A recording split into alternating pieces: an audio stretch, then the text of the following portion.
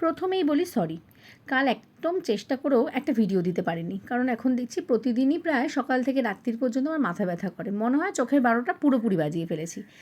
তো এবার একটু কেত মেরে চেষ্টা করলাম সবার মতো গেট রেডি উইথ মি বানানোর, পারলাম না গো। আমার ছেলে পেছন থেকে প্রচণ্ড বিরক্ত করছে, কারণ ও মাকে কিছু করতে দেখলে ওর আবার ভালো লাগে না। আর আজকাল ব্লেন্ডার লাগে না, হাত দিয়ে নিজেকে 2-4টে থাপ্পড় মেরেই আমি রেডি হয়ে নিতে পারি। আগে এই সমস্ত পারতাম না, আগে সাজগোজ করতে অনেক সময় লাগতো। বিয়ের পর একটু ফাস্ট হয়েছে, আর বাচ্চা হওয়ার পর আমি সুপার ফাস্ট হয়ে গেছি, একদম সুপার মমের মতো একদম নিজেকে থাপ্পড় মেরে নিজেই রেডি হয়ে নিই। দেখতে পাচ্ছ কোলে উঠে পড়েছে। তো চলো, অনেক দিন পর ভাবলাম আজকে একটু শাড়ি পরে বেরোবো, কারণ ক্যাবে করে যাচ্ছি। কিন্তু প্রকৃতির তো সেটাও সহ্য হলো না, সে একদম ঝমঝমিয়ে বৃষ্টি। তারপর রেডি হয়ে আমরা সব পরিবারে বেরিয়ে পড়লাম, আজকে একটা লাঞ্চে যাচ্ছি। এটা লাস্ট সানডের ব্লগ।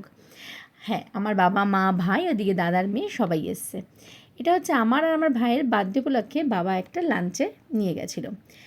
তো যাই হোক, খাবার দাবারগুলো তো বেশ ভালোই ছিল, তবে একটাই প্রবলেম, এত লেট করে সার্ভ করছিল যে আমার ছেলের পেয়ে গেছিলো প্রচণ্ড খিদে। তো সে এক প্রকার পেঁয়াজ আর শশা খেয়েই সেদিন পেটটা ভরিয়ে নিয়েছে।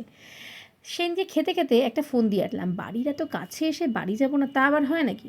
মেয়েরা মনে হয় এই সুযোগ ছাড়ে না। ব্যাস চলে গেলাম ওখান থেকে প্ল্যান করে বাড়িতে, যে এবেলাটা রেস্ট নিয়ে ওবেলা যাবো। মৈনাকও রাজি।